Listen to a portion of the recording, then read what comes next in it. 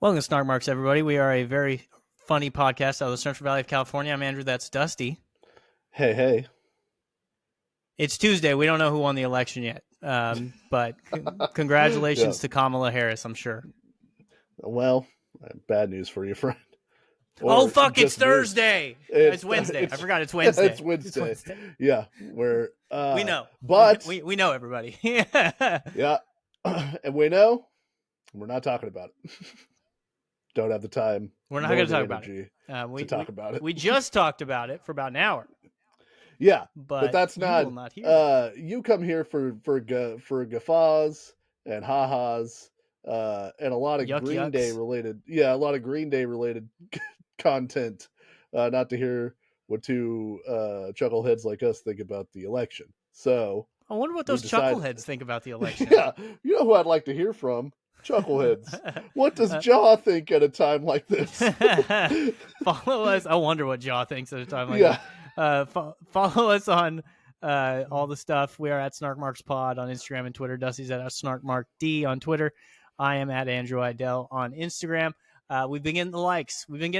Everybody. People watch our podcast. They say, "Oh my God, this is the best podcast I've ever heard." I didn't even know podcast was a forum that people could use to express themselves. I've just stumbled upon this one. Good. It's all downhill from here. Every other one. We always told everybody, podcasts are the future. You know, we were way early. Yeah. At that point, we didn't realize they were the present and probably the past. So anyway, we're getting on Vine. I hear that's thriving. Yeah. Dude, Vine was like half the coolest shit in the world and half the worst. Like Vine kind of ruined comedy. It is. We've talked about this a lot. I think it is the pure, and when it works, it's the purest distillation of what a joke could be from setup to punchline. Yeah. Like it's pure, it's unencumbered because you only have 6 seconds or whatever. You can't do anything but the thing that you're trying to do. And when it works, man, is it funny. That shovel that people say plays the beginning and smells like Teen Spirit, that shit's hilarious. Oh yeah. Every time. Yeah. The kid, the little Asian girl, look at all these chickens. Have you seen that one? The turtle amazing. Kid. I like turtles. Yeah, I like turtles. It's just timeless. But yeah, when it's bad, you wouldn't think that 6 seconds could be so long. It was dude, it was just funny faces. Like people, and they're still, the Vine people are in their 40s now, and they are still doing their funny faces on Instagram and TikTok, and they're still getting a lot of views, but God damn it, did they ruin comedy. Yeah. But that's a conversation for another day. I'm sure this new guy will fix that. So we congratulations to Mary, my girlfriend. We want to shout out Mary. We stand a legend. She ran the New York City Marathon. She completed it. I woke up at 6 in the goddamn morning. This is how I know that true love exists for you. Yeah. Because 6 a.m. big ask from the old Andrew. I wouldn't get up at 6 a.m. for chemo. Yeah, you're. Look, I'm booked until 8 in my bed. Yeah, but my baby girl run the NYC Marathon. It's an incredible accomplishment. 26.2 miles is what a marathon running is. It's incredible. As a person who, in a previous iteration of myself, ran half marathons. I ran 4 half marathons. To imagine twice the distance, to imagine myself being twice as tired as I was after running 13.1 miles. And I'm not running these fast. I'm not running these miles fast. I'm running these miles okay. So goddamn tired at the end. Yeah, but I got to give you credit. And we were just on FaceTime with Mary. I should have told her this. You ran a really tough half marathon. The marathon in Exeter, the hell of a half marathon, it's hot. Yeah. It's hilly. Yeah. You don't have thousands of people lining because apparently, like Mary said, the thousands of people lining the route do push you. Like you get adrenaline. You get like, she would stop for water because she's not a psychopath, so she would stop for water. and well, she is a psychopath, but she's not that level of psychopath. Sure. She's a smart lady. And people would be like, no, no, no, you got it, keep going. And she's like, bitch, Yeah. I know, I'm just drinking water. I am thirsty. I don't know if you've known, I've ran a bunch of miles. Yeah. I will say, like, the hell of a half is a pretty lonely. I ran it once with a friend, and then I ran it once by myself, and it is a pretty lonely endeavor for a lot of it. There are people that help you at some of the mile Yeah, you points. run into yeah. Yeah, but it's like, yeah, it's that's why I used to like running so much. Is because it's just you versus yourself. Like you're your own enemy in that situation. Where And like friend. and friend, right? Yeah. There's nobody to out compete except yourself.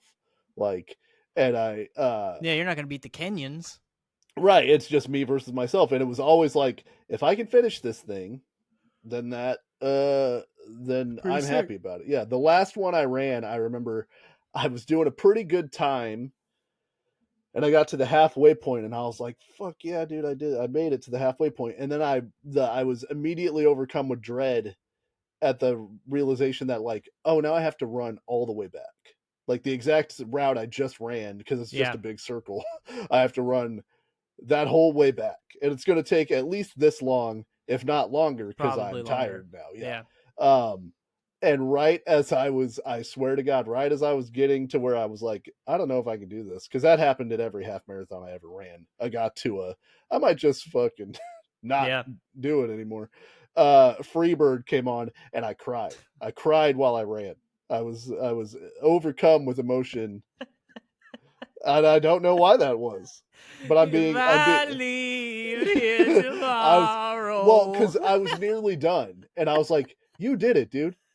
By the time Yeah, Freebird is done, I was so proud of you. this shit that I like doing, but I hate doing right now, will be over, and I'll have that feeling like the guy. I can only imagine. I hope it's double for Mary, but like you go home, like, because most of these races are in the morning, and I would go home and I'd like shower and I get dressed and maybe I go have lunch or something, and then the rest of the day I'm like, fuck. Earlier today I ran 13 miles, dude, and I'd just be walking around looking at people going, but that guy didn't run 13 miles today. Yeah. Like, No, but I went to, so when Mary ran the hell of a half, it was a grueling race. Like it is, I went and like I was the guy like waiting for her with water and like yeah. electrolytes and all that stuff. It's a bitch Oh yeah, to get to the spots. it's well, to get to the spots, I don't know. The race sucks. It's worse to run the race for Yeah. sure. But it would be very funny if I pretended it was worse than that. And here's what I I had to had go the through. worst day. I got Yeah. up at 4, but I was standing at the bottom at one point. At the bottom of there's a hill, um, on the backside. What is it called? Yoko Valley, Yeah. and then there's that hill that goes up towards Oh the yeah. finish line. That's the back side of Rocky Hill, and you have Dude, to go I'm up that standing. and then down the other side. Dude, it's hot outside. I'm standing there, and I'm like just standing there, going, I don't want to stand here anymore. And Yeah. there's a guy, because there's guys in vests all over the place. I know we're on to your marathon. We'll get back to Mary's. Yeah. Sorry, Yeah. Mary. But there's guys in vests that are like directing traffic and then like pointing up. And then one of the guy in the vest was like, come on, you got this, all this stuff.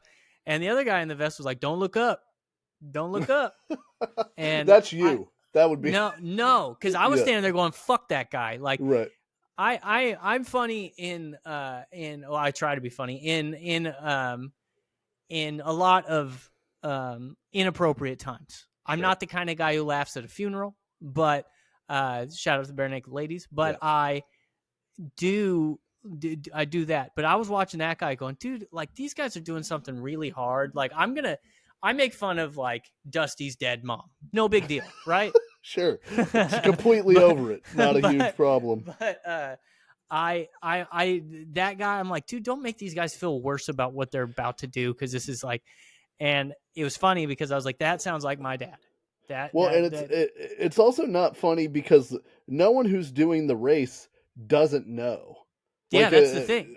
you're aware, and I think where you're talking about isn't even the worst hill that you have to run up. It's just one of the only accessible ones, so that's what I saw. Yeah, okay, so you're oh dude, there's so That, yeah, if I'm remembering what you're You uh turn it when you're running the route. yeah, They were on a corner, and you turn left and yeah. go straight up the hill. Yeah, Like, and there's and it's like traffic coming, cross traffic, yeah, right? and it's not Yeah. like a super steep hill right there, but it's just a gradual bitch. And then on the other side of that, I think it goes downhill into the Yeah. city of Exeter. Well, yeah, depending on where you're talking about, it either goes down into a valley and then you have to run around and then climb another hill. There's two I think sets I of was at the hills. second hills. I Okay. think I was at the second one. Um yeah, it's it sucks because the second hill is worse that you have to go uphill on. And that's only when you get to the top of that, it's only like mile 10. So when you hit that, you're at like mile 8 and you're like, dude, I might bail on this thing. Like, I Yeah. might bail on this thing right now. 8 miles is a lot. That's a lot more than most people run in a day. Yeah. So all of that to say, like, I'm not nearly the newsflash. I'm not nearly the athlete that Mary is. I never was. But I used to run for to I used to run long distance, and to think about doing it twice as long as I did it, regardless of your time or whatever, what an incredible accomplishment. Yeah, it's super cool. And she asked me to record a podcast for her, like a solo podcast. Because this woman loves you. That's true love. I wouldn't listen to us if I had to run 26 miles. Listen, Dusty, I'm a professional broadcaster, That's but true, yeah. I told her when she asked me, I said, Mary, I'm gonna try to be funny.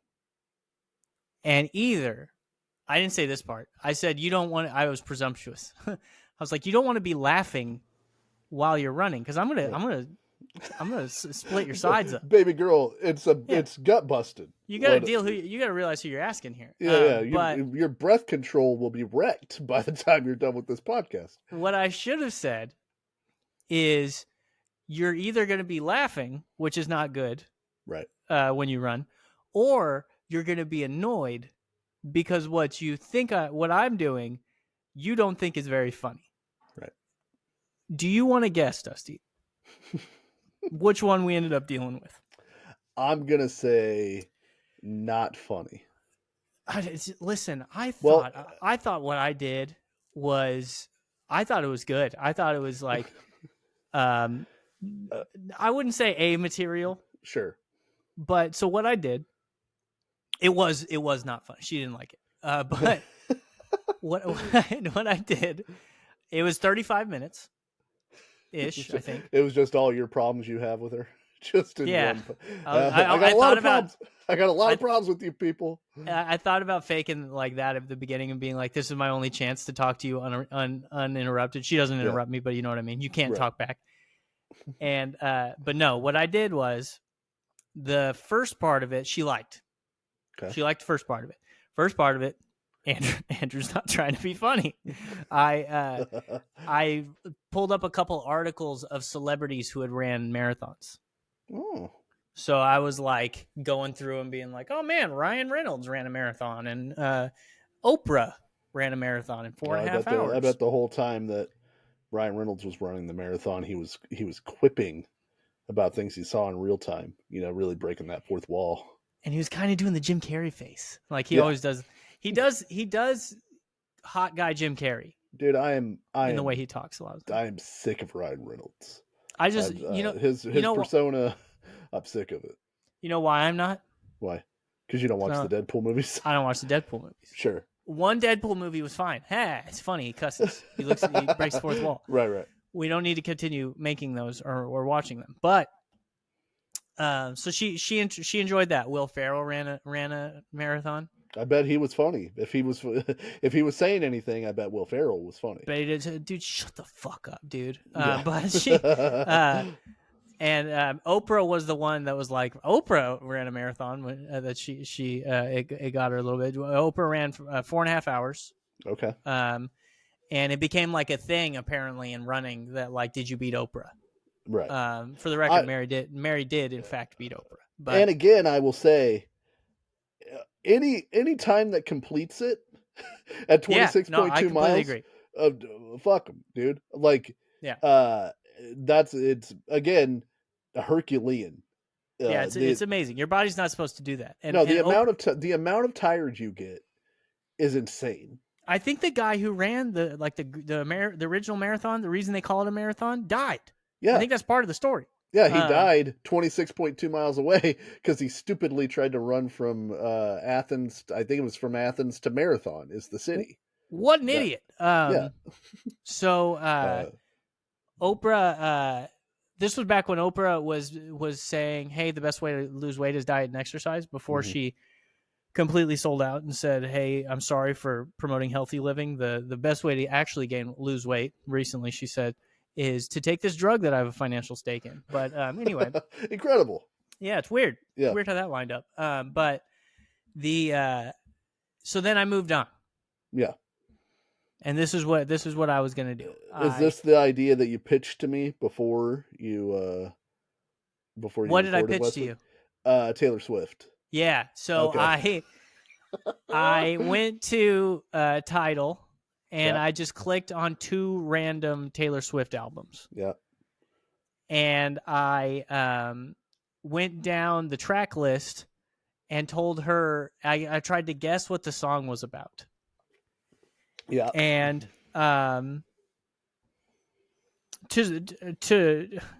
mean, I don't know if anybody's going to be surprised. I didn't do it in earnest. Sure. You were not Ernest goes to Serious Town. There was one called Lavender Haze. I said that was about she smoked weed with Prince. Sure. And then there was I just kept going. And some of them I thought were pretty funny. There's one that was all's well that ends well. Yeah. And I was talking about how she was stuck in a well for 3 years. Sure. Because the town she was in didn't have a rope. And I was just telling stories. And she was she told me afterwards, because she didn't talk to me about it. I knew we had an issue because she didn't, I never heard a hey, thank you for sending that. Right. Or any of that after, when I first sent it, she said thanks, but afterwards. So I was like, did you end up listening to it? And she's like, I listened to some of it. And I was like, oh no, what happened? And she was like, she ended up getting annoyed, mad at me, because she was like, well, you're going through something, right? She was going through it. Right. And she wasn't in the mind state to deal with me. The Idell glibness wasn't not the right moment for it. Apparently I'm not charming to people running marathons. Sure. But she said that she eventually was just like, that's not what the fucking song's about. She didn't say fucking because she doesn't swear, because she's adorable. But yeah, she started getting mad at me. I was gonna ask you, because I had a couple thoughts. Yeah. I was gonna ask you if you knew at what point in the marathon she decided to listen to your podcast, because I think that will have an effect. I think she said she waited till mile 15. Yeah, that's I'm a mile 3 guy. Yeah, maybe you're gonna bomb. 4. This is not Mary's fault, but you're gonna bomb mile 15, dude. Yeah, it's a tough crowd. Yeah, you could be bringing your A material, and I think it's gonna be rough. And then second thing I'm gonna say, a solo podcast, tough to listen to. Anyway, there's certain people who could do it. I'm not saying I can do it, but there are, Bill Burr does a really good solo podcast. Tim Dillon does a really good solo podcast. There's certain guys who can do it. But you needed. I'm not saying that I'm the secret sauce or the magic here, but I do better. My if I have any comedy chops at all, I do better bouncing off somebody. That's why I do stand up. You're my Cher. Right. Yeah. I'm Tennille. You gotta have to. There's not just the captain. You gotta have another guy in there.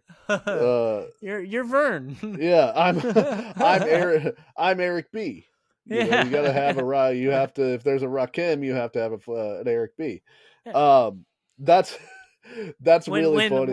When Andre doesn't have Big Boy, he plays the flute. Right. You were out there just playing a flute solo. Playing the flute. Like an idiot. Like a fucking moron. You have no idea how much it didn't hurt. It didn't really hurt, but it's I bombed to my girlfriend. Yeah. I look, it's a tough medium to excel in.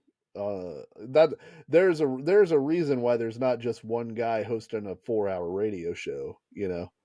Like yeah, What happens in talk radio? That he's just not trying to be funny to people going through something that's like uh, existentially difficult. emotionally and physically difficult. Yeah, I remember I had a playlist of songs for the first the half marathon I ran, and they were just songs I liked. And I was like, okay, I like this band, I like this band, I like this. I made a whole thing. And do you know the song Transatlanticism by Death Cab for Cutie? No, I certainly do Okay. not. I love this song. It is emotionally devastating. I find it to be very good, but it is not a song that you want to be that you want to have come on mile 9 of a 13-mile race. I'm gonna be running. I'm gonna be running, listening to exit music for a film. Right, it's the same. Yeah, it's the same kind of vibe. It's just slow piano while this guy talks about his relationship disintegrating, and I was like, could feel myself melting while I was listening to it, and I was like, I gotta get something else on here. Like, I need hip hop. I gotta run. I need "Till I Collapse" by Eminem to play right now to get me through this, to get me over the hump here. Rage. A lot Did of you? rage, yeah. Did you? Did Death Cab for Cutie sing that? I want to live where Yes, soul meets. But what's that song called? soul meets body. I thought so. Oh yeah, Yeah. 1, 2, 3, 4, fifth. That's their fifth song on Tidal, and I don't know the rest of them. I'll follow you into the dark. Is that on there? That is number 7. Wow. No, that is number 6. Okay. Uh, crooked teeth. That's number like 8. Wow. Yeah, 8. Uh, Oh, so you like a very specific? No, I was no, gonna say. like I was because Transatlanticism's my favorite Death Cab album, but I don't know that the songs on that are going to be high on the list. Uh, Transatlanticism is number 2. the New Year. Not close. Okay. Uh, I don't even know. Title. Give me the top Uh, 5. I will possess your heart is number 1. Wow, that's a long ass song too. That song has a good bass line. 8 minutes But 20 seconds. Eight yeah. minutes 26 seconds. Transatlanticism 7 minutes 55 seconds. Who do these people think they are? Weird Al. They think they got the chops for Albuquerque?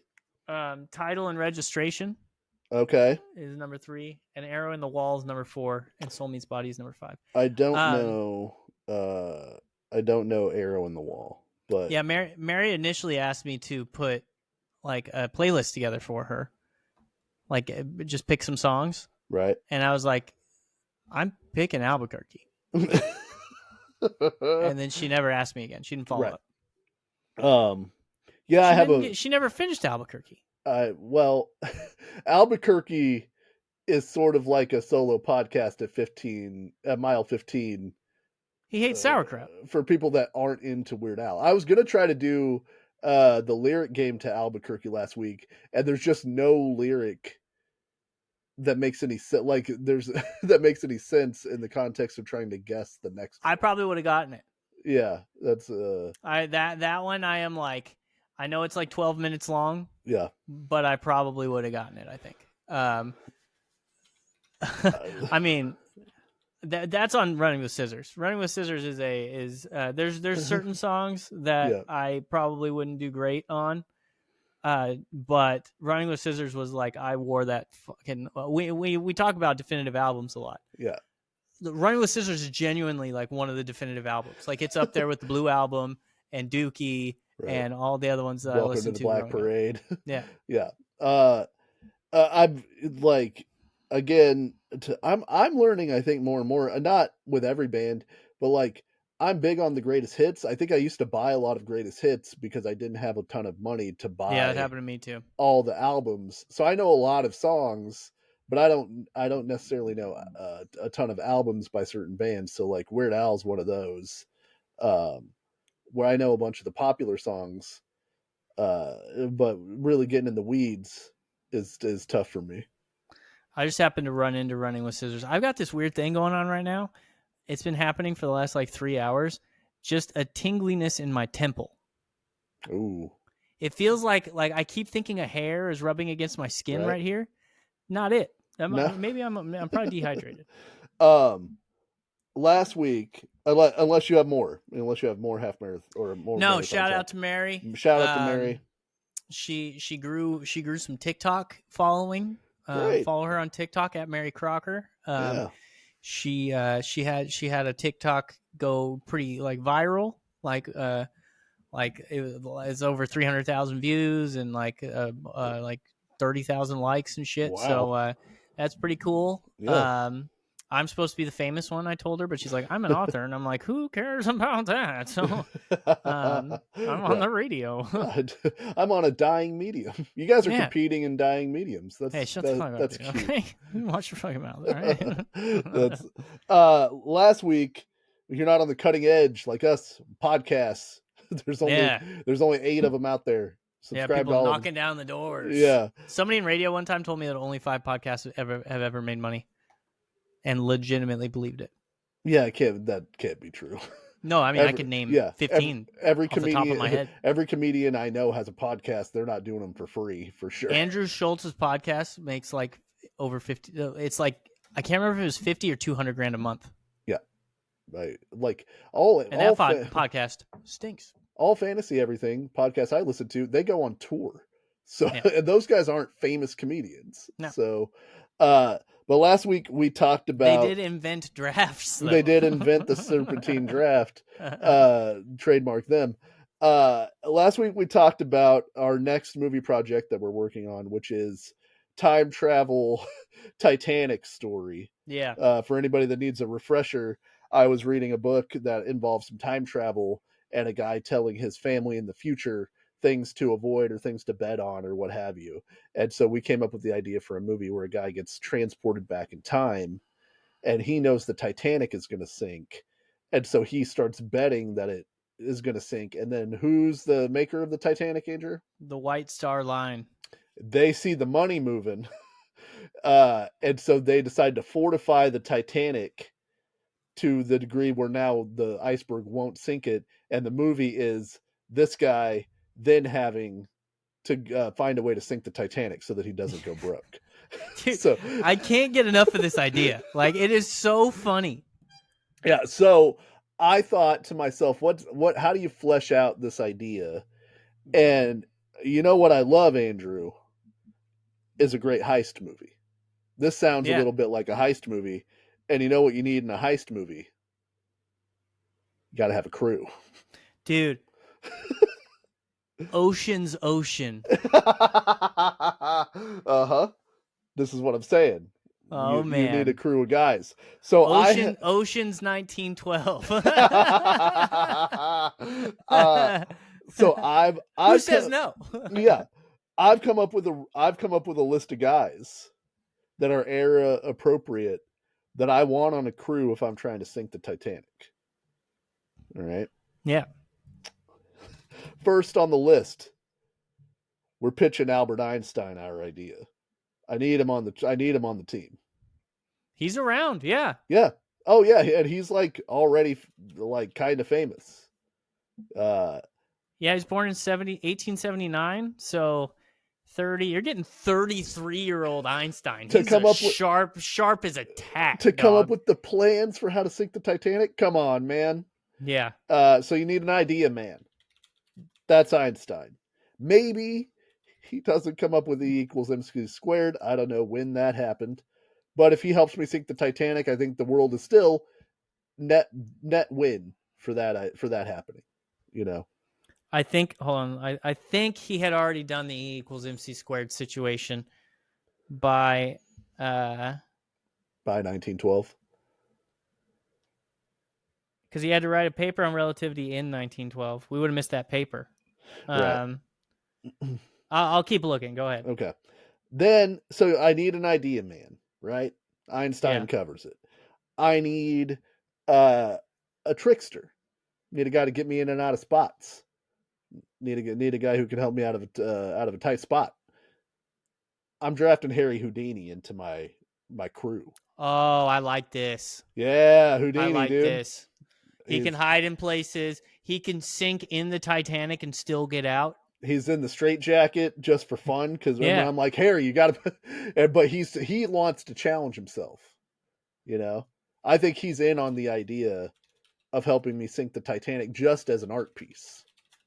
You know, and I think this is relatively young Houdini. I'm a big Houdini guy.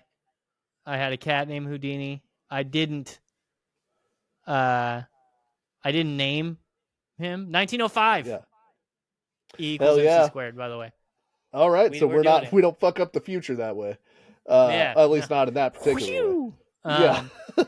So, Harry Houdini, famous skeptic. He was a magician who also didn't want people to believe in magic. Big fan of Harry Houdini. Good guy. Yeah. I will also tell him I might fuck up the future, but I'll also tell him not to let that guy punch him in the stomach. Because I don't want. What Houdini if he would to have became the second Hitler? late in life, there's a turn for Houdini. He was just holding all that shit back. And Yeah. then, he told that guy about it, so the guy punched him in the stomach and it killed him.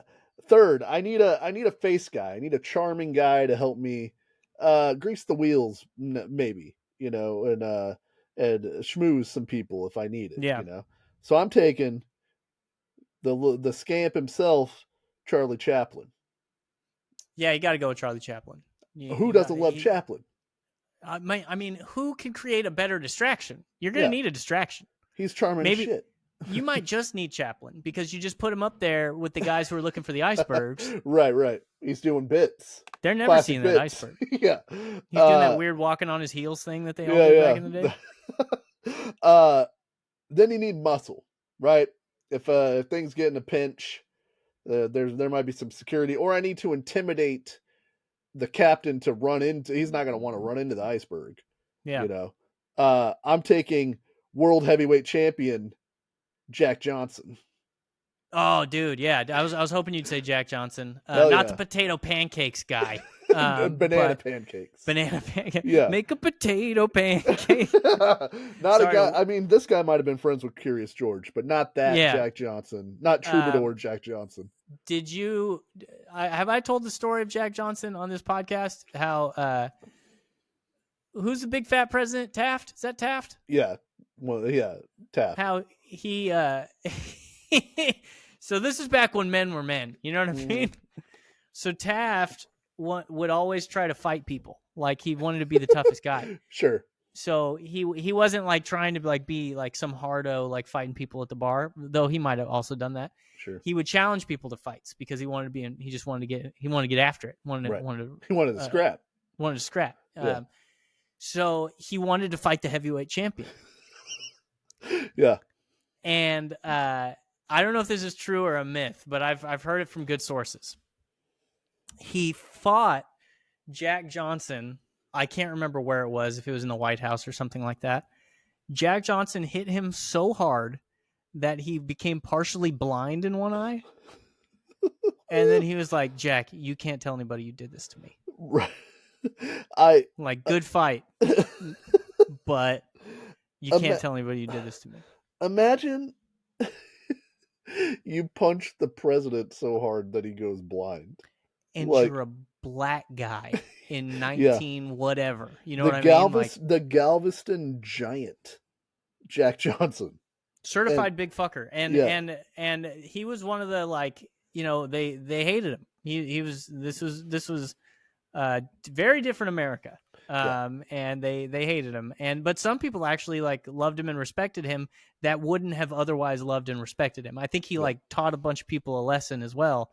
But a lot of other people, they saw it as a freak show. But 35 years old at the time of the Titanic, this guy's got all the power. Who's touching that guy? He's still the champ. So then I need. It might be hard to get him on the boat. Well, that's what Houdini and Chaplin are for. That's a good point. That's a good point. We got Houdini and Chaplin. And this guy. So I need a leader of men, right? I need a guy to instill confidence. You're going the Archduke Franz Ferdinand, huh? Take me out. So no, I don't know where this guy's going to be boots on the ground necessarily in the plan, but I'm taking the Rough Rider himself. Ba ba da ba DMX? ba. Yeah. Stop, drop, run the shit into an iceberg. And if I, Oh, yeah, whoa. I'm in the past, yo. I'm taking Teddy You are gonna die. Oh. I'm taking Teddy Roosevelt, dude. I think it was Teddy Roosevelt that fought Jack Johnson. We that might makes have an that makes issue. a lot more sense. Well, he could respect, they respect each other. Is Yeah, there's got to be a little bit of it was Teddy. animus. It was Yeah, Teddy Roosevelt, there's got to and be a it little bit was of in the White animus. House. Yeah, of course, because Teddy Roosevelt's a psychopath. But you need a guy. He's not the president at this point. I think he dies in like 1919, so he might not be in the best shape for the heist part necessarily. But I can be like, look, dude, we got Teddy on the team. You're gonna not come. Maybe that doesn't help Jack Johnson. Oh, you get one more shot, Jack. Take out the other eye. When Teddy Roosevelt was shot in 1912. Yeah, that's bad. But he got hit, and it was slowed by his dense overcoat and steel reinforced eyeglass case and a hefty speech squeezed into his right jacket pocket. And oh my god, dude. Teddy Roosevelt's one of the biggest badasses to ever live, okay? Yeah. He got shot, and then he goes, hold on. I got to get this right. He gets shot, and then he goes up to give he still gave a speech. And he goes, "Friends, I shall ask you to be as quiet as possible." And then he says, "I don't know whether you fully understand that I've just been shot." And then he opens his jacket, and everybody sees that he had been shot. Jesus. And he says, "It takes more than that to kill a bull moose." Look, dude, we just Teddy Roosevelt could just punch the Titanic, maybe, and it falls over. Old Hickory, bro, isn't that what they called him? Did I get that wrong? He was like the Union Buster. Like he's pretty dope. He was a bad motherfucker. Yeah. Andrew Jackson was Old Hickory. Very different. Yeah. Not a bad a bad motherfucker, but not a bad one. All right, like that. And then you need a money mark. We got to have a guy to put the crew together. I got to be able to offer Jack Johnson a lot of money to be on a crew with Teddy Roosevelt. We going Rockefeller? I'm going William Randolph Hearst. Okay. I'm okay taking money from William Randolph Hearst, noted cool guy, just the best. Everybody loves William Randolph Hearst to make this shit happen. So I think that's so there's a part of the movie. The initial part of the movie is Act 1 is we got to get this guy back in time somehow. Yeah. The toaster explodes and he goes back in time. Whatever. He's like. He's watching Titanic at home. Right. And he's holding the DVD case and he goes, "Man, I wish I lived in the Titanic." And then at Freaky Friday style. Yeah, he didn't realize there was like a genie just walking by. No, he bought it from that shop like the Gremlins that they sell the Gremlins out of or something. It's all cursed objects. Yeah. That's what it was. And because he's been looking for the 2-disc special edition and he can't find it. And he's on vacation with his wife. And he's like, well, let's pop in here, just see what kind of knickknacks they have. And he's like, baby, they got it. And it's the widescreen. And then he takes it home, pops it in the DVD player. Bob's your uncle, sucks him into the TV. And it's the widescreen. I can really capture Cameron's vision this way. And it's only on one DVD. Yeah. So now he's back in time. So, and then he whatever money he's got in his pocket makes him pretty well off for 1912. This guy has $30. 30 American dollars. So he's got to place the bet. He places the bet like a week ahead of time, but he's too braggadocious, and he's giving it out to all the people in 1912 so that he can gain favor. How You about know, he has the money, but to make it to where it's a lot of money, he realizes, oh, I've got this inside dope. It's like October 1912, yeah, like 2 months before it sinks. And no, it sunk in April, I think. So it's like January. yeah, So he's like, what do I do? Who's rich? William Randolph Hearst. So he ah, has to go and right, get financing by William Randolph Hearst, who is evil enough right, to be into to it, finance this right, and not tell people if the ship is going to sink. right. But our guy can't keep his mouth shut, Yeah. and so he's telling everybody about his plan because he gets drunk in a tavern or whatever. So the huge bet comes in. Hearst's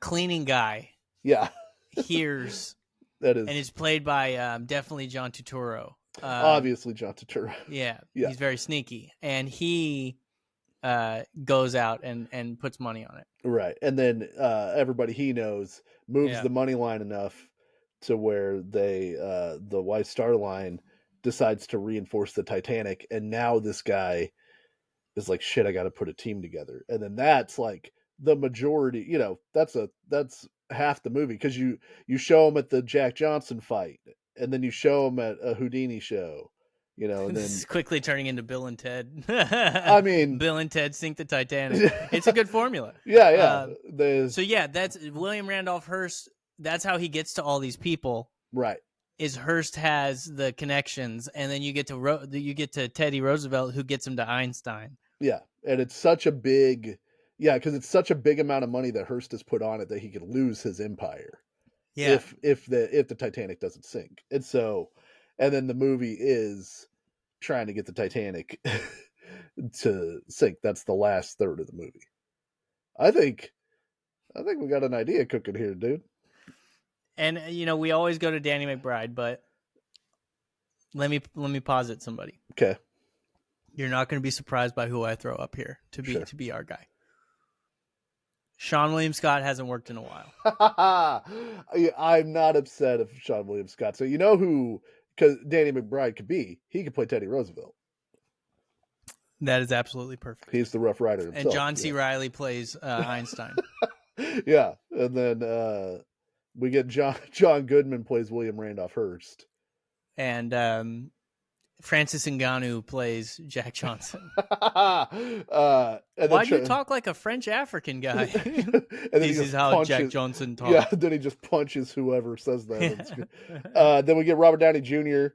to play Charlie Chaplin again.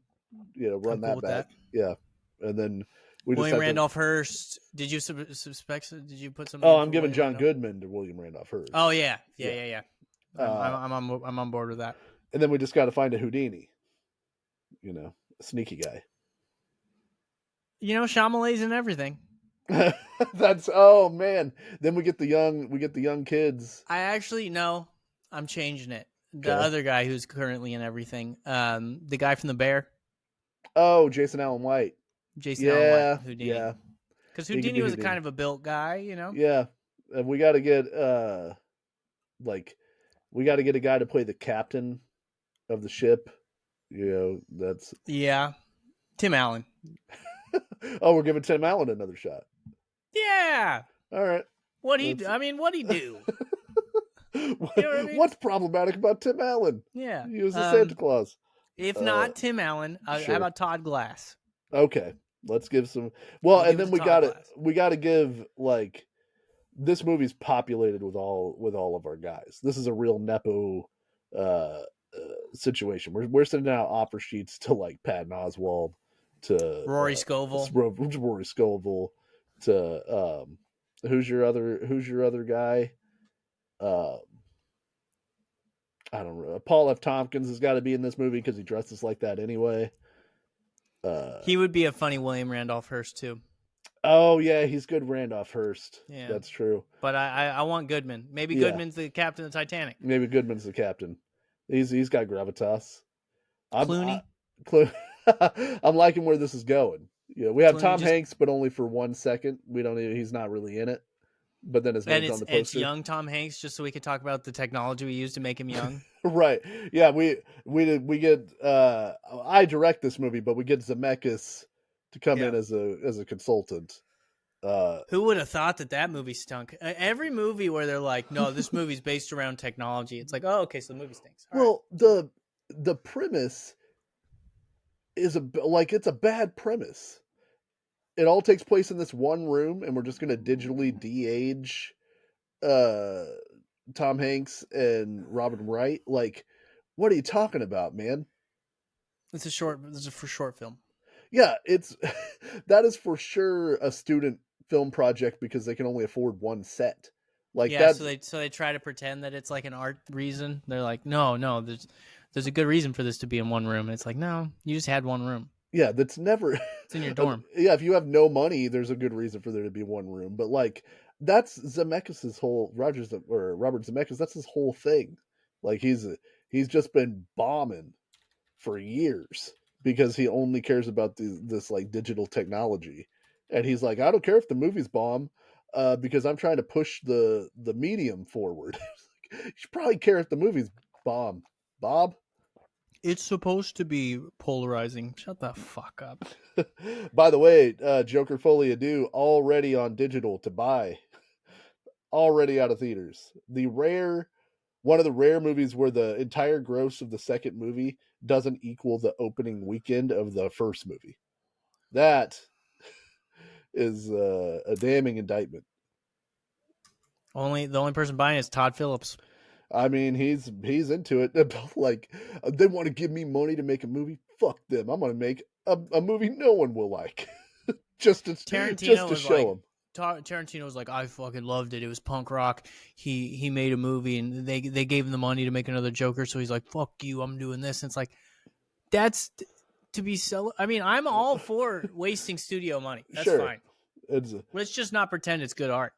right. It's the I think he even said he's got like Tarantino loves bad like objects that are interesting. Like it's funny to take $200 million and flush it down the toilet if it's the studio's money.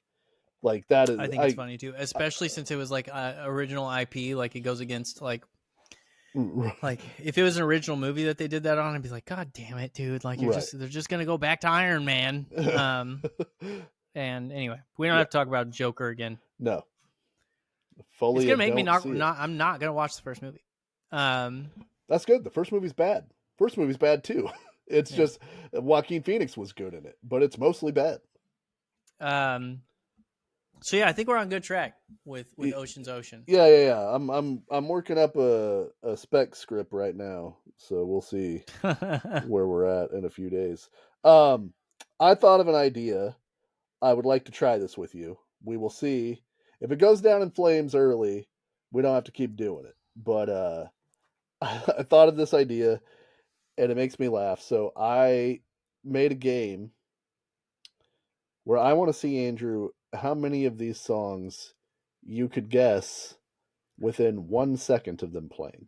And these are, I believe, iconic enough songs to where the 1 second will generally give you a chance. I All did. right. I'm not picking shit that's real out in left field. Just so everybody knows, Dusty will be holding his phone up to the microphone, I'll so be it's not holding going to my be phone up to the microphone, and I the will be perfect high trying. fidelity professionalism that you expect from us. Yes, and the reason to do that is because I have to be able to hit the pause button very fast. So I'm trying to do all of this all You at better give me once. a full second, bro. I'm going to do my best. So, are you ready, Andrew? Yep. All right, there we go. Okay, that is "Undone," the Sweater Song by Weezer. That is correct. Mm-hmm. Off of the Blue album. I'm me, be. Goddamn, I am. Means All right. nothing. Uh, That is "Barracuda" by Queen. no, that's by heart. but by heart. Well, they're queens. Sure, it is. You know, I clear. didn't do that on purpose. No, but what a fucking song, dude. Good song. Barracuda rules. Actually, that girl, a heart kind of rules. I have a heart. Dude, Alone by Heart. I want to talk about Alone when we're done with this game. I need you to bring up Alone so I can show you a part of it that finally got me this weekend. You finally, if Alone finally hit you? It's hit me forever, but it finally, I was like, damn. All right. Next song. That's Rehab by Amy Winehouse.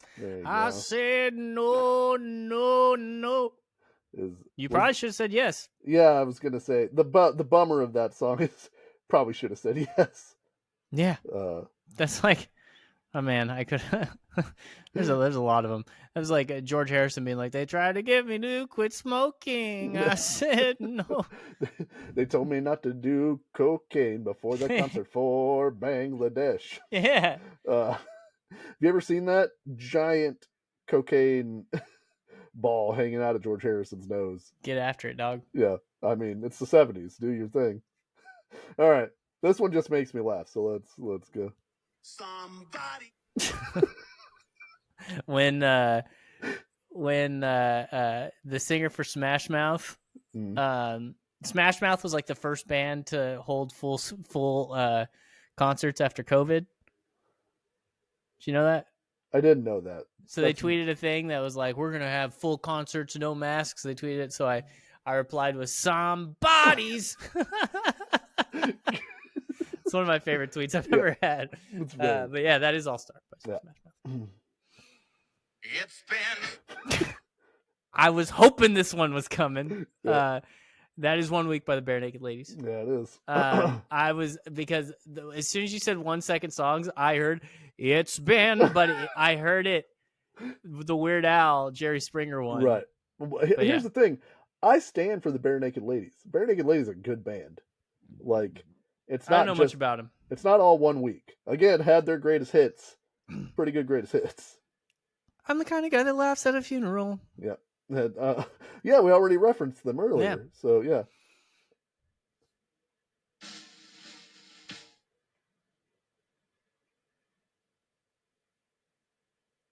I don't know. I'm trying to think what that is. I gave this one to you on purpose because I always get this one confused. So do it again.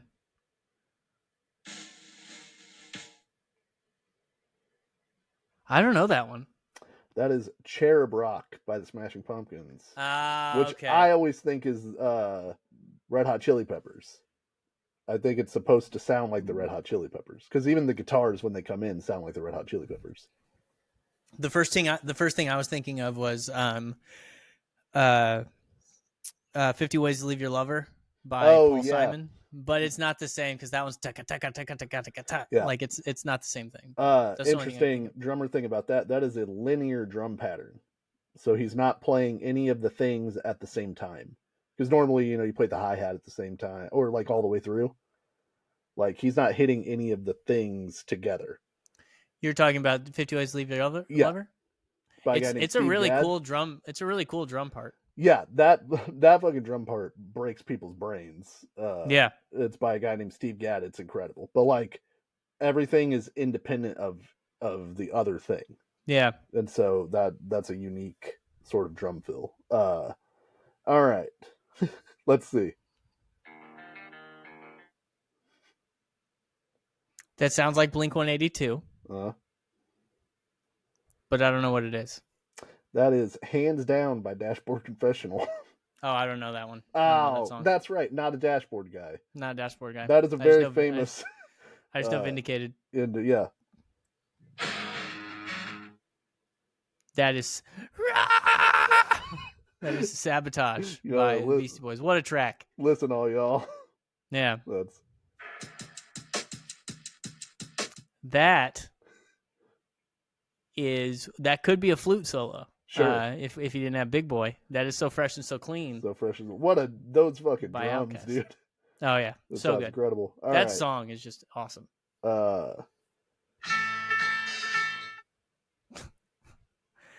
I look at you all See the I was trying to as, figure out a Beatles one that might not be like incredibly obvious, but also isn't like. I mean, for you, I guess they might all be obvious, but like one that isn't just out of nowhere. there's a few that wouldn't that I would struggle with, but that is While My Guitar Gently Weeps Like by the Ballad by of the Rocky Beatles. Raccoon or whatever. There's a couple. There was one I can't remember. I can't. This is the case in point. I don't remember what song it was, but there was one that I heard. I was listening to Paul McCartney play like a medley of Beatles songs in the '90s with Ringo in the room, Right. and one of them I was like, because I did this with Beatles songs with Mary's dad, Okay. and he happened to not stump me. I don't think he stumped me on any of them, but like there's a couple of them that would really get me. But the Beatles is one of the bands that it would be like maybe the band. I'm trying to think if there's a band that more than the Beatles I would get them, because like I know the Chili Pepper stuff really well, but if you played something from like The Getaway or like their new album, Right. I wouldn't do it. If it's like the up to Stadium Arcadium, from like Blood Sugar Sex Magic to Stadium Arcadium, I probably nail almost all of them. Weezer, I mean, I stopped. Who among us? Yeah. You know. And then Green Day has like from 21st Century Breakdown to their new album. I know their new album okay, but like I don't know Uno, Dos, and Trey. Like it'd be tough. Just too many songs. Or like, you want me to learn 30 new songs? It's hard to keep up. Yeah. I'm gonna have myself. I've tried to sing that, and well, I did sing that in karaoke one time. Blew my whole voice out. Yeah. That is what is the name of that song? Don't Stop Me Now by Don't Queen. Stop Me Now.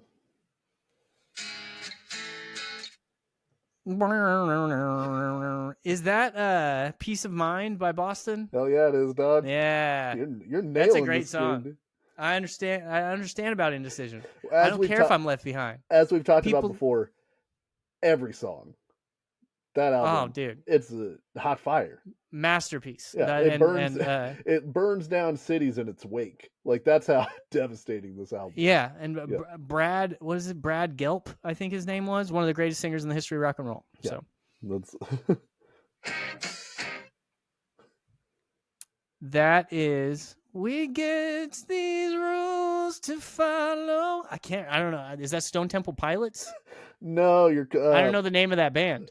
It's kind of the same thing. It's Queens of the Stone Age. Queens of the Stone Age. Queens of the Stone Age. Yeah, I know the song, but I didn't know that. That is Tiny Dancer by Elton John. I only heard 2 notes of that, by the way. No, I know. Well, there are only 2 notes. You get 1 second, dog. Well, it goes ding, ding, ding, ding, ding, and I only heard the ding, ding part. Anyway. Blam, blam, blam. That's Metallica. Okay. Is that like Seek and Destroy? Sad but true. Sad but true. Fuck. Yeah. Fuck. All right. There's a few more. I get those. I struggle with the beginning of those songs. Are you still in? There's like 4 more. We can do a few more, yeah. Okay.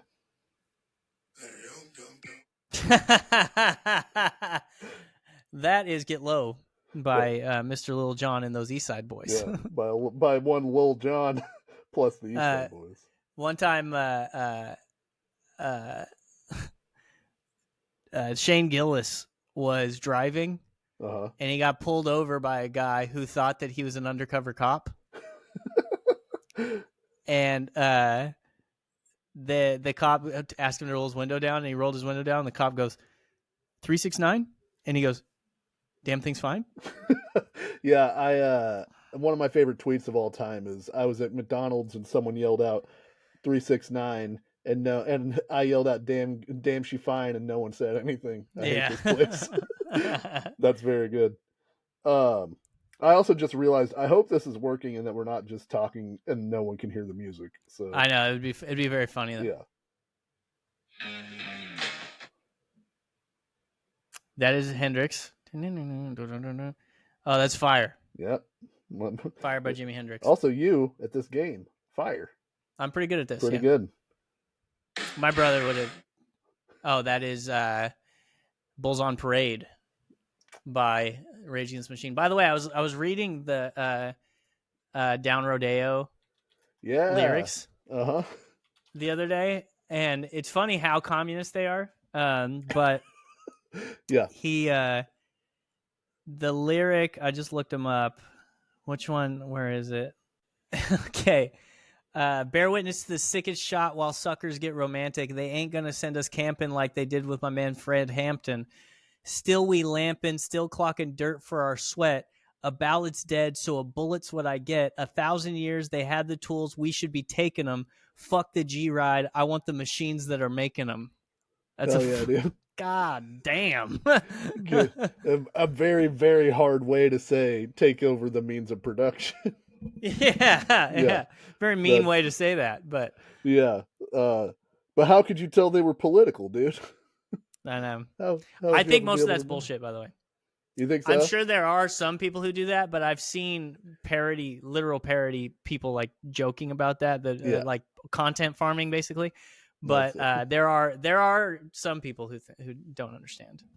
Well, I will say that I had a family member who was, well, let's see. He had been to prison as a white person, so he had particular affiliations, and he was very into the song. Oh yeah, we've talked about this guy before. Yeah, he was very into the song "Killing in the Name," and I was like, I don't think you think yeah that this is about what you think it's about. No, it's just I won't do what you tell me. Yeah. So, all right, a couple more. We'll go. I don't think you're gonna get this, but yeah, I don't know that one. That's "November Rain" by Guns N' Roses. That song completely missed me. I don't know what that song sounds like at all. I've heard a lot of people talk about it. I know it's long. I know it's good, but I don't know that song at all. That's solo, man. That's what I've heard. That's I gotta listen to it. Pretty great. There are two more. One's for me, and then one I did as a joke for you. So here's the last real one. Oh well, that is "Welcome to the Black Parade" When I was a young boy. Yeah, you can't. That's unmistakable. Like if you walk in, if there's any millennials in the room, and you just walk up to a piano and play that one note, they all look. Everybody knows exactly what you're about to play. Oh, it's about to get sad in here, but then like weirdly triumphant in here. I saw a video of a guy made a video online. It was like a TikTok, and it's like he takes a step onto the street, and a car zooms by, and then the whole scene gets dark, and then you hear the piano start to come in from Black Parade, and the camera turns, and the Black Parade is coming down the street with the blimp and like all that stuff. It was like actually a really beautiful. The guy died, but it was like a beautiful video. I watched it like 15 times. It's like a 10-second TikTok. That's pretty cool. Yeah. All right, so last one. This is just a little joke for me and Andrew. Welcome to Take a look around. Anything that brain of yours can think of can be found. It's so good. Welcome to the internet, Bo Burnham. Yep. Old Bo. I was trying to think of one that could be recognizable within 1 second, and that like Calliope piano. I think I would get literally any Bo Burnham song in 1 second. Okay. We could test that theory. Yeah. At some point in the future. But all right. You did really well, man. That's and I tried not to give you anything that was obvious. I mean, some of them, it's just funny to do though. Somebody. The only one I missed that I'm familiar with is the Metallica song, and I'm not wholly familiar with so all the way, not all the way like that. Yeah. I'm just subjecting you to games this round, or this podcast. I have the trivia for you this week, Andrew. Okay. And piggybacking off of your idea last week, I was gonna try to find like a really hard Simpsons quiz and have both of us take it and see if together we could get it. But the hard Simpsons quiz I found was really easy. So. Oh really? Yeah. And it better be the first 12 seasons, or we're fucked. Or we're in trouble. Yeah, I guess. So I've done Green Day. Finish the lyrics. Okay. Okay. I think I'll be okay at this. Yeah. We'll see. It's probably, or maybe not. I didn't do any super deep cuts or stuff off of the latest album on here is 21st Century Breakdown. Okay, I'll probably So- do all right then. Song 1, Basket Case. Oh, no matter what, I'm gonna get this right. I think. I went to a shrink to analyze my dreams. She says it's lack of sex that's bringing me down. I went to a whore. He said my life's a bore. Yep. So quit my whining because it's bringing her down. Uh, I think I finally figured that line out the other day. Okay. I was thinking about it because he changes the okay. So I think he went to a shrink. Yeah. Shrink said you need to have more sex. So Right. he went to a whore, the prostitute. The prostitute was like, no, you don't need to have more sex. Your life is a bore. So quit whining. It's bringing your shrink down. Ah, okay. But I could be wrong about that. But he changes it because he said my life's a bore, so quit my whining because it's bringing her down. He was also on meth when he wrote the song, so who knows? I always thought, because I think in the lyric book it capitalizes he, like in a way that's supposed to be like what. So I always thought it was just he's gender swapping for like to up in your expectation. Yeah, But I think that's part of it. Like the prostitute he goes to is a man, Right. but I think when he says "so quit my whining" because it's bringing her down, he is referring to the shrink. But I'm not sure. That's funny. All right, next is the song "She," Okay. and it's she's figured out all her doubts are someone else's point of view, waking up this time to smash the silence. I never know exactly what he says here. It's like with a brink of self-control. Ooh, very close. With a brick of self-control. Brick? Oh, because he's smashing the silence with a brick of... Okay, so I just always mishear it, but yeah. Goddamn, what a song, you know? That bass line? One of the best songs he's written, yeah. All right, Nice Guys finished last. I'm having a real hard time not singing these in the lyrics or in the melody, so... I might struggle with this one. Okay. I know the song really well, but this is one of the lower ones. Pressure cooker pick my brain and tell me I'm insane. I'm so fucking happy I could cry. Every joke can have its truth, but now the joke's on you. I never knew you're such a funny guy. Nice Guys finished last. Yeah. That's That's such a good song. All right. Fourth, Geek Stink Breath. This one I might not do well at. Every hour my blood is turning sour and my pulse is beating out of time. I've found a treasure filled with sick pleasure. I don't know it. And it sits on a thick white line. Oh, okay. Yeah. I didn't know that song was about meth. I didn't know Billy Joe did so much meth. Yeah, he called it Speed, but yeah, he did it for a while. I mean, he was on Speed in Germany. I think it was Germany when he wrote Basket Case. Well, in this song, he says methamphetamine, and I never knew that's what he said because I can't, you know.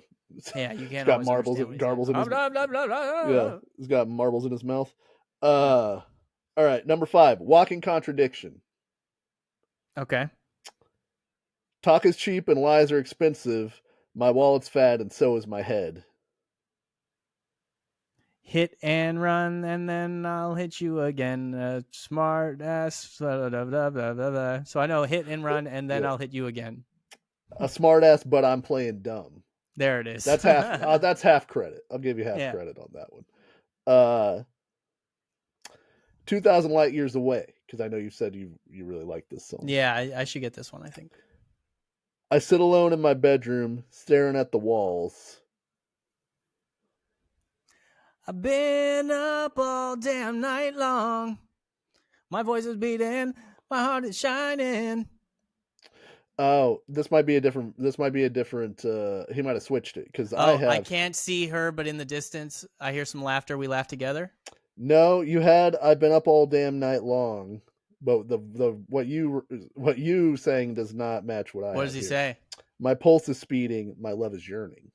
I think that's what he says. I just never looked up the lyrics. Sure. I just I don't know what he says. Yeah, doing mouth sounds. if I was playing it live with guitars, nobody would tell that I got it wrong. Right. You know what I mean? Yeah. So yeah, I'll take it. I'll take half on that one. All right. Macy's Day Parade, another favorite. Okay. I haven't listened to this song in a long time. Today is the Macy's Day Parade. The Night of the Living Dead is on its way. With a credit report for duty call. It's a lifetime guarantee. It's a lifetime guarantee. Oh, fuck. Today's the Macy's Day Parade. The Night of the Living Dead is on its way. With a credit report for duty call. It's a lifetime guarantee. Satisfaction. See, I don't think he says guaranteed again, does he? No, because that's later. Yeah. It's a lifetime guarantee. Dude, this one pisses me off. What does he say? Stuffed in a coffin, 10% more free. Yeah, Red light. Stuffed in the coffin, 10% more. Yeah. Stuffed, Moonlight special at the mausoleum. Red light special at the mausoleum. Yeah. So you came up with the second half. That's a half credit. Yeah. Yeah. Generous Pisses scores me off. tonight. Number 8, Jesus of Suburbia. Okay. If I get there's probably going to be a mumble part in this fucking song too that I don't know what he actually says. At the center of the earth in the parking lot of a 7-Eleven where I was taught, the motto was just a lie. It says home is where your heart is, but what a shame. Because everyone's heart doesn't beat the same. It's beating out of time. It's beating out of time. Yeah. City of the Dead. One of the best songs ever written. Yeah. Just a masterpiece of a song. All right. Number 9. Last of the American Girls. Ooh. This one's going to be tough, I think. Okay. She plays her vinyl record, singing songs on the eve of destruction. She's a sucker for all the criminals breaking the laws. She will come in first for the end of Western civilization.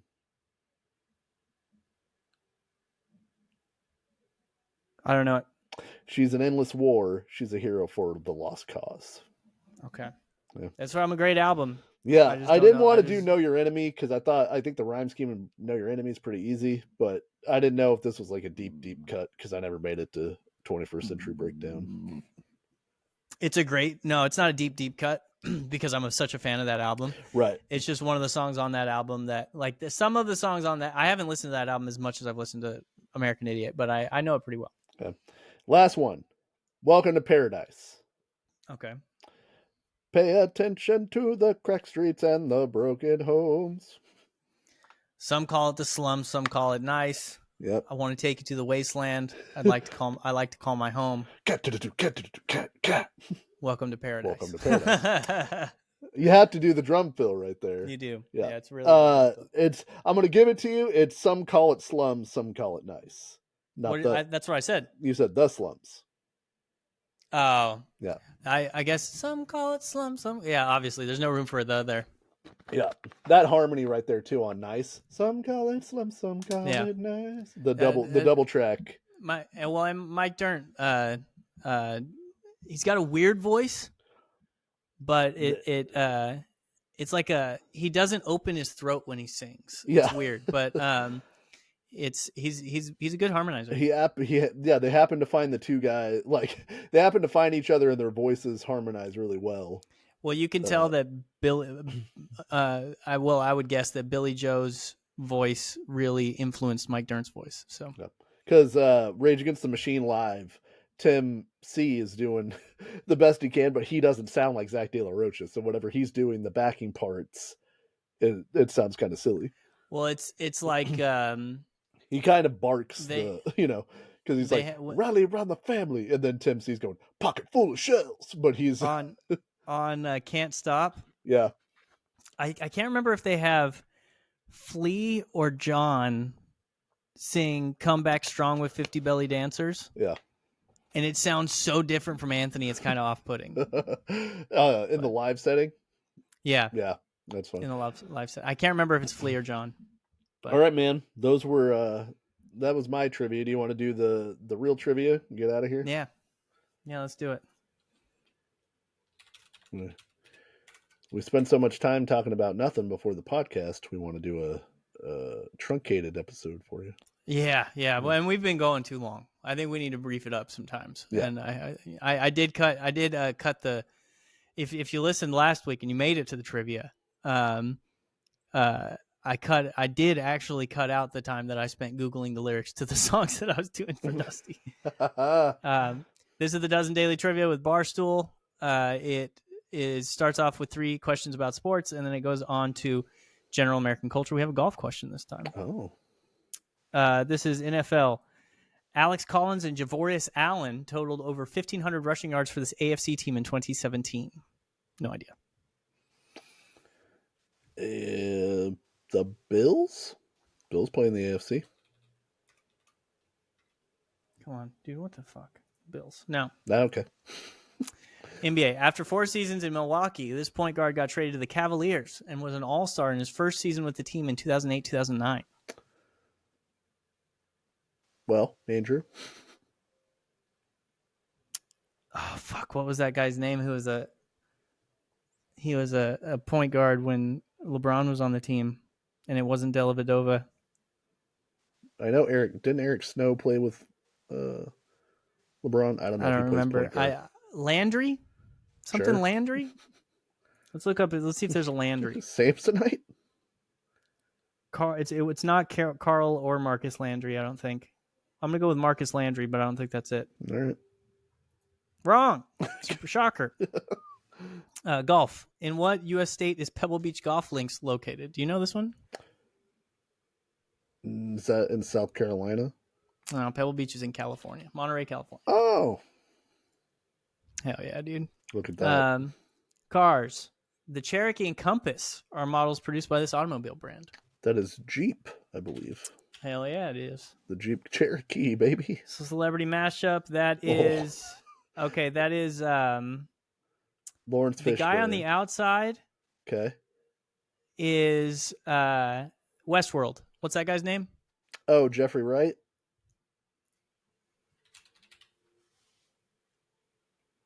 Jeffrey Wright and Larry Fishburne. Yeah.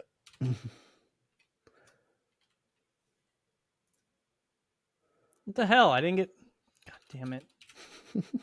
If I get rid of the ad on the bottom. Hell yeah! Look at us. Look at that. Chain restaurants. Along with selling traditional fried chicken and legs and thighs, this regional chicken chain offers a breakfast Cajun chicken filet biscuit and chicken tenders under the name Chicken Supremes. I hate when they do regional. Although the Cajun chicken filet biscuit sounds like something I would eat. I don't know. Church's chicken? Yeah, I was thinking Church's. But I don't know. Yeah. Nope. Nope. Wrong as shit. Cool. Who cares? Television. What singer-rapper was the winner of the season 1 of The Masked Singer? I don't know. I don't know, I don't man. care about The Masked Singer. Who's a singer/rapper? Ray J? Does he sing? I don't know. Is Ray J still a celebrity? Yeah. Will Smith. They probably would have said actor, but and he's too big to go on. We gotta do something else. Who do we know? Diddy. No, Diddy. He wasn't that desperate yet. Was it All Ja? right, let's go with Ja Rule. Sure. Masked. It's probably not him. That would have been very funny though. Not him. All right. Movies. Will Ferrell and Mark Wahlberg played stepfather and father in this 2015 buddy comedy that later got a sequel. That is Daddy's Home, which I never watched, but I would not have gotten this. I'm aware of its existence. Music. This Australian rock band had multiple Billboard Top 100 and Top 5 hits in the 1980s, including Who Can It Be Now, Down Under, and Overkill. Oh, we come from the Presidents of the United States? No, this is Men at Work, dude. Men at Work, there it is. Presidents of the United States of America was it? She's Lump. Chump. Yeah. She's Lump. She's Lump. Lump. She's That's lump. what it is. Yeah. Lump. Let's double dip. Chain restaurants and go fucking Cane's. All right. Raising Cane's. Wrong. Yeah. Couldn't be more wrong. Only 18% of people got the mashup. Look at us. Look at that. What a beautiful thing. Chain restaurants, Bojangles, of course. Yes. Mo Williams Sure. was the point guard. I'm aware that he's a basketball player. NFL was the Baltimore Ravens, and television was T-Pain. Oh, T-Pain. I like a T-Pain. I kind of like T-Pain. Yeah, I think. his podcast is funny. And then his not successful podcast apparently. Was it not successful? Oh, I don't know. I mean, based on what that guy, based on what your guy said, yeah. 5 podcasts made any money. Finding Neverland, and we need to get to The Hobbit: The Battle of the Five Armies. Oh, okay. This is movie to movie. You do the six degrees of Kevin Bacon thing. We got to find people who are in the same movies together to try to get from one movie to the other. So, like Finding Neverland, Dustin Hoffman's in it. If Dustin Hoffman is in The Hobbit: Battle of the Five Armies, that's a 1. Right. He's got to be in a guy. He's got to be in it with another guy. Yeah. Wait, Johnny Depp is in Finding Neverland, right? Yeah, there he is. He certainly is. Oh, I don't want to pick him, but I didn't pick him. Okay. We got Depp, we got Winslet, Julie Christie, Hoffman, Freddie Highmore. Freddie Highmore looks like a guy who's in a movie with a guy who's in the Lord of the Rings. Right. Rhoda Mitchell, Kate Mabberley, Joe Prospero. I think we're going too far down. Yeah. Who was in the Battle of the Five Armies? Ian McKellen, Martin Freeman, Okay. Richard Armitage, Orlando Bloom, Sure. Evangeline Lilly, Luke Evans, Lee Pace, Benedict Cumberbatch, Okay. Ken Stott, Aiden Turner, and a bunch of fucking Stephen Fry. Let's go. Let's see. How can we get where we want to be? So McKellen is also in the X-Men movies. He's in hella X-Men movies, yeah. So do we have anybody on the other side who can get us to X-Men? Is Depp in anything with fucking Wolverine? Halle Berry. Yeah. I think let's go. Oh. No, this is easy. We go Depp and we go Pirates of the Caribbean. Oh yeah. Yeah. We're fucking morons. We're going Black Pearl. Black Pearl, of course. The good movie that he was in. Bloom. To Hobbit. Yeah. There it is. Look at us. We got the shortest. Oh, is that the actual shortest? That's the shortest. Okay. Look at us. Kings. Oh wait, let's see if they have a different shortest listed.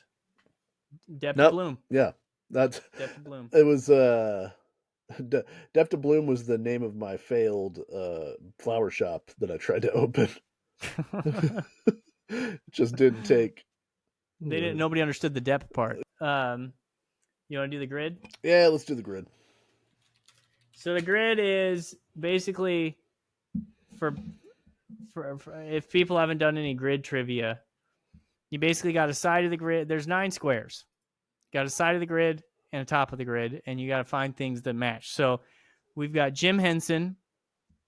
That's going to be tough. Oh, come on, man. Frank Oz. Yeah. And Jason Segel or Michael Caine. We got an or. Michael Caine. On the top is Muppet movie. Title begins with the and double letters in title. Okay. Goddamn. I think we can do this. Well, and by Jim we, Henson, I mostly mean me. Jim Henson, you could do all 3 Muppet movies. Yeah, you kind of have to. I'm sure because he did other stuff, but I don't know what other stuff he did. He did Labyrinth and Dark Crystal. But Labyrinth doesn't match any of these. Yeah. So for Muppet movie, let's just go the Muppet movie. For Henson.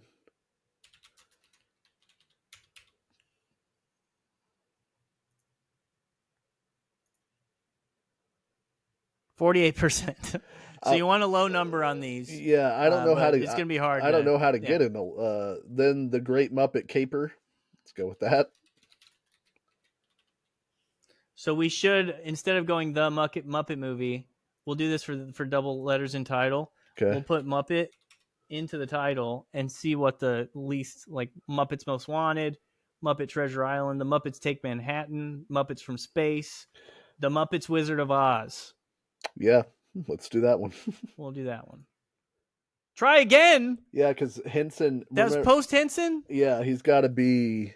to the God director. damn it. I'm so pissed I cost us one on that one. So let's go Muppet. No, because he's dead. He's dead by then. I don't. What about Christmas Carol? No, I think he's dead. I don't. Space. Space. No, he's dead. I don't. Oh, we probably fucked ourselves. Well, I don't know a bunch of the Muppet movies. Like, I don't know the timeline. When was the Muppet Christmas Carol? It's in the 90s. That's When one. did he die? In the 80s, I think, or the early 90s. I thought he was alive when I was alive. Um. I'm very young, Dusty. Okay, well, we already lost on one, so let's Yeah, we can leave skip that. one. All right. Who is Frank Oz? Frank Oz is the guy who also helped control the Muppets. So he might my be like Muppets in fucking space. God. This is so stupid. Well, then let's do... We can try Oz for this one. Yeah, let's try it. Try again! I'm gonna tap out. Let's go to Siegel. Fuck the Muppets. Well, he's in the Muppets. Yeah, but we already... Oh, okay. That's a reboot.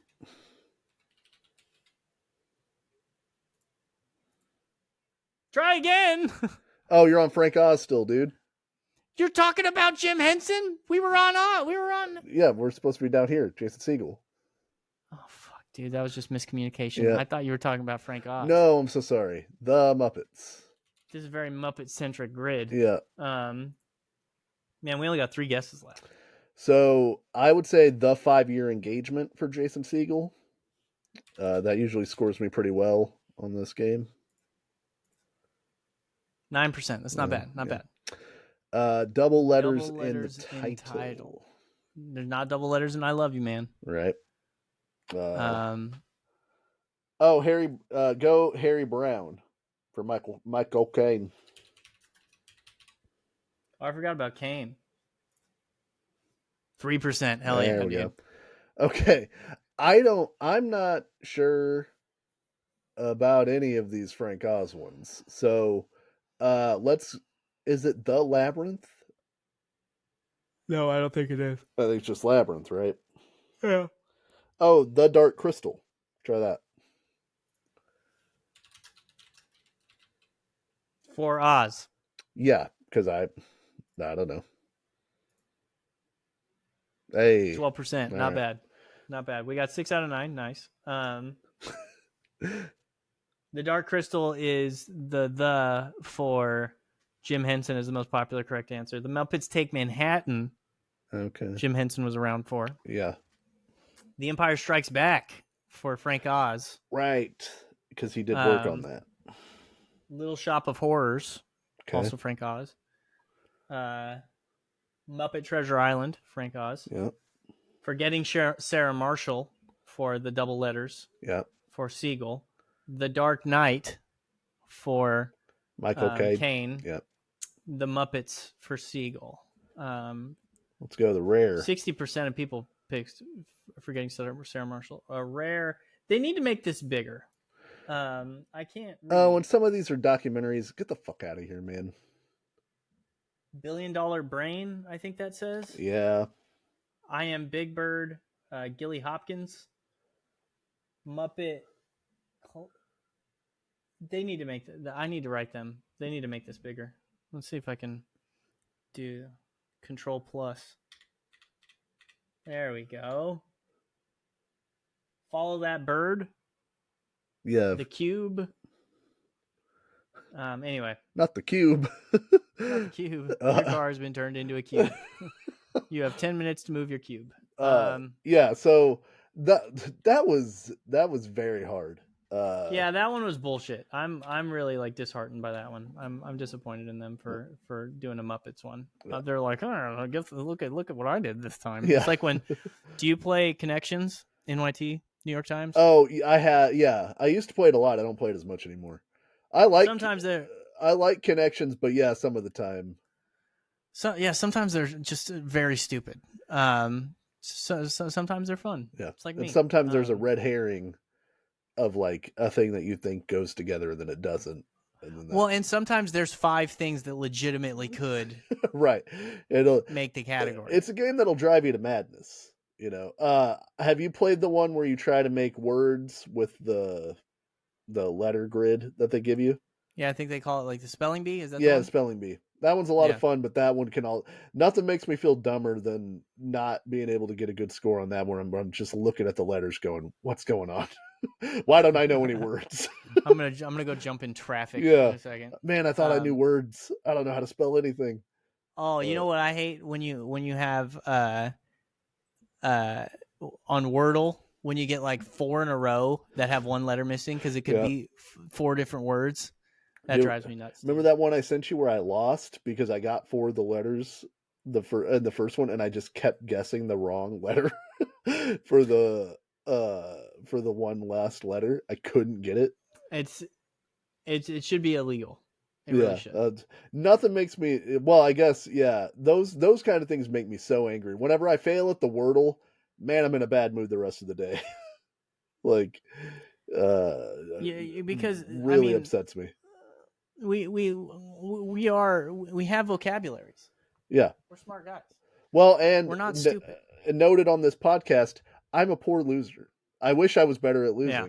I get really mad when I lose at something. I don't like to lose. And I wish I was more gracious. I wish that I was nicer. I'm still mad that we lost that talent show from years ago at this point. I'll hold that grudge till I die. Fucking Eloy. We don't ever stop beefing. I don't squash a beef. Then I met him and he was nice and I was mad about it. Yeah, then I'm double mad because he's nice. How dare he be nice? Yeah. He's nice and marginally talented. Not talented enough to play an instrument, but marginally talented to win a contest. That election was stolen from us, Dusty. Yeah, we should. So we needed him to stop counting at 11 o'clock. When there was when the Yankees were up in Game 1 of the World Series. I started sending my friends a screenshot of the Trump tweet that said "Stop the count" in capital letters. Stop the steal. And nobody understood what I was talking about. That's very funny. I was going to ask you. I don't know how much more you can take getting kicked while you're down, but Netflix just released a new documentary series called "The Comeback" about the Red Sox comeback in 2005. 4. I watched the first episode. Pretty good, man.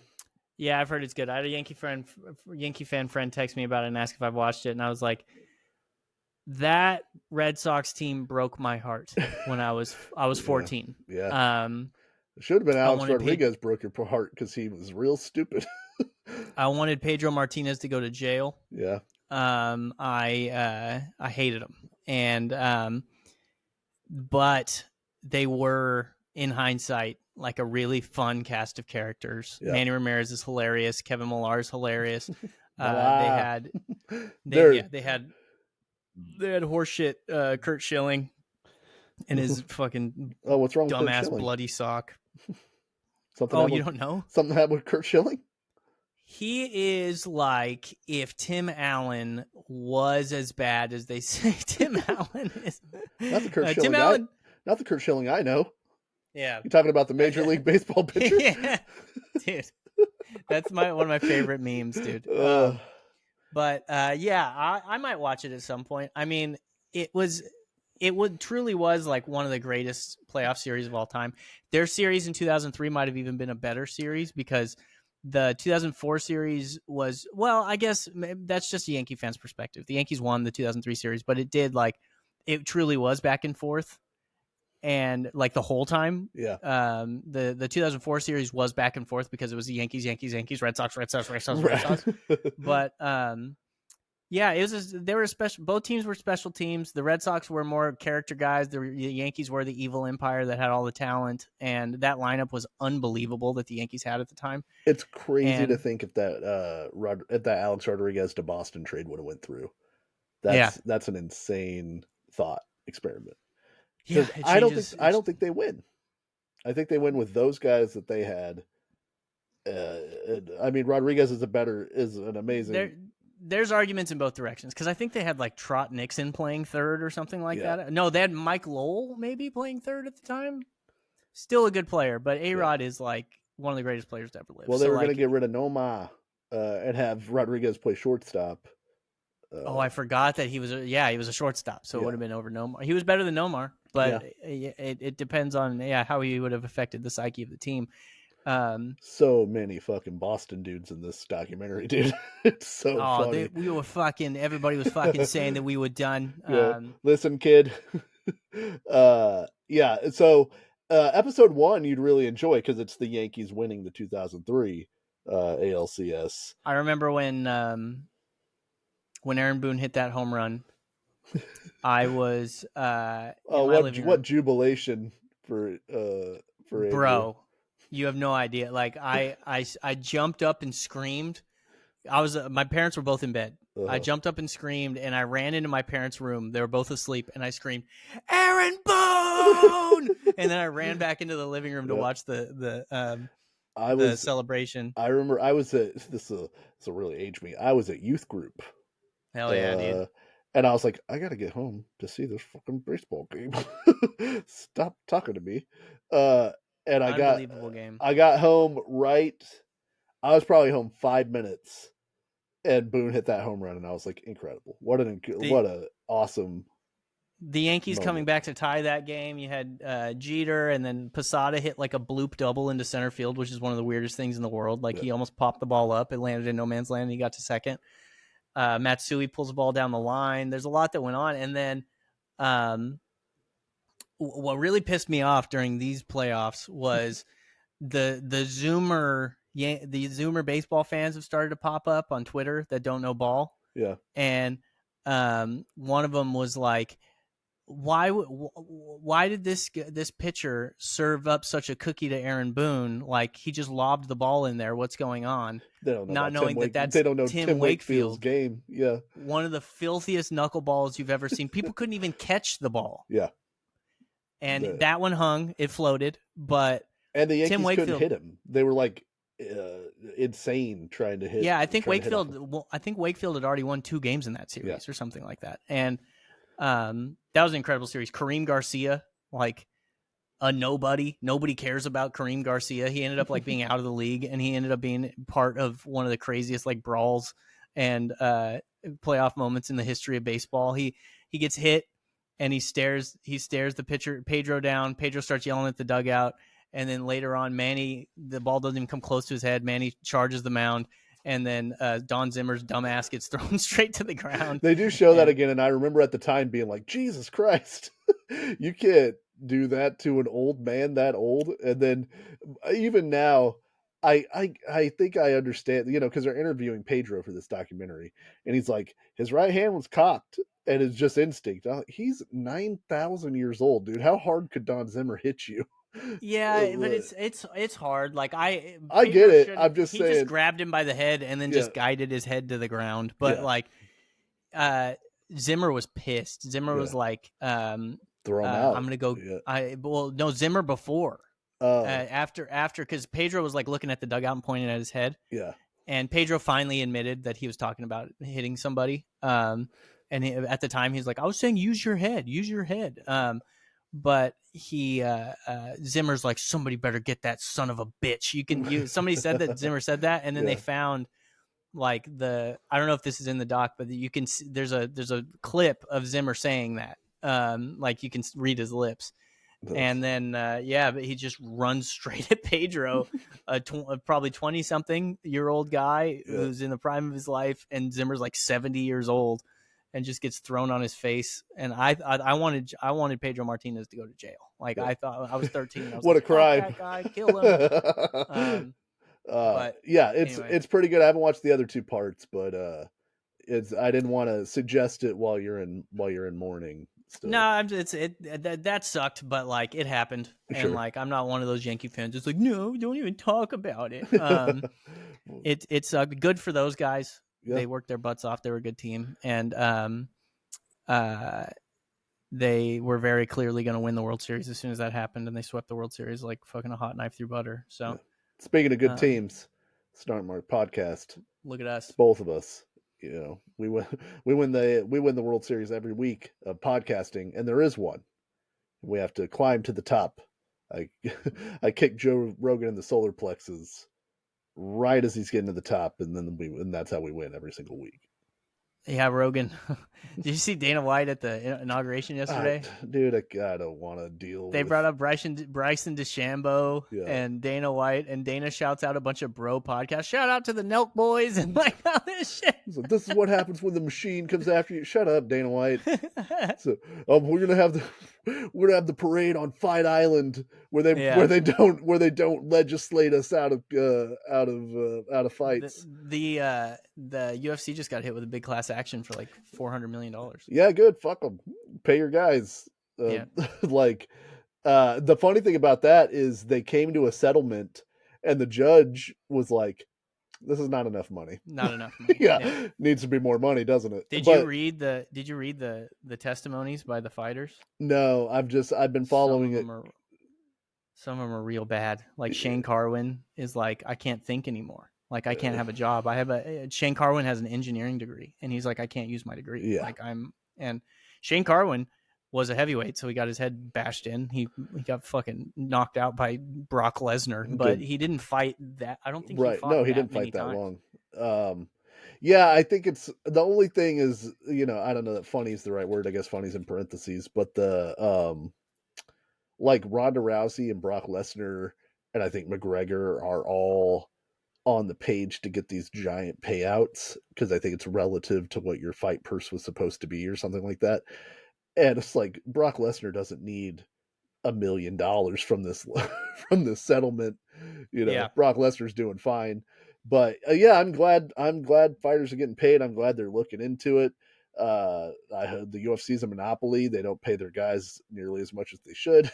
I hope that gets rectified. They got to do it. They got to cover their ass. They got to do a thing where, like, if you have 3 or more UFC fights or something like that, you get health insurance. Yeah. But honestly, what they would do is start cutting guys that don't make them enough money after 3 fights. They need to cut their roster a little bit. The roster's too big. But anyway, it's a long conversation. Yeah. So that's again. Not you come here for the yucks and the chuckles and to learn the lyrics to Green Day songs that you didn't know because it's all mushmouth. So I didn't know them. Yeah, for more of those shenanigans and probably much more updates on Oceans 1912. Come back again next week to the Snark Marks podcast. We love you.